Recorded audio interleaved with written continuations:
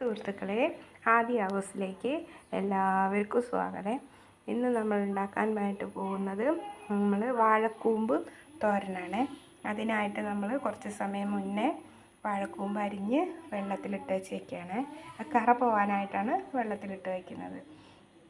അതിന് വേണ്ട സാധനങ്ങളാണ് കടുക്, ഉഴുന്ന്, കറിവേപ്പില, ഉണക്കമുളക്, നാളികേരം, ഉപ്പ്, മഞ്ഞൾപ്പൊടി, വെളിച്ചെണ്ണ, പച്ചമുളക് ചെറുതായിട്ട് അരിഞ്ഞത്. കടുകും മുളകും വേപ്പിലയും വഴന്നു വന്നിട്ടുണ്ട്. അതിലേക്ക് നമുക്ക് ഉഴുന്നിട്ട് വഴറ്റിയെടുക്കാം.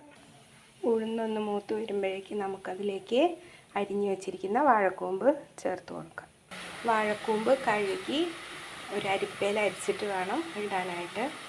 ആ കറയുള്ള വെള്ളമെല്ലാം കളയണം. അതിനുശേഷം നമുക്ക് സ്വല്പം വെള്ളം, അധികമൊന്നും വേണ്ട, സ്വല്പം വെള്ളം ആ വെള്ളത്തിൽ തന്നെ കടന്നിട്ട് വേവും. ഇതിലേക്കിനി മഞ്ഞൾപ്പൊടി ചേർത്ത് കൊടുക്കാം. വാഴക്കൂമ്പും പച്ചമുളകും ചേർത്ത് നമുക്ക് നല്ലപോലെ ഇളക്കിയിട്ട്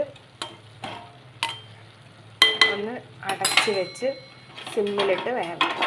വെന്ത് വരുമ്പോൾ നമുക്ക് നാളികേരം അതിലേക്ക് ഇട്ട് കൊടുക്കും.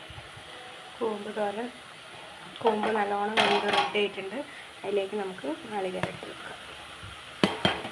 നാളികേരം ഇട്ടിട്ട് നല്ലതുപോലെ തോർത്തിയെടുക്കാം.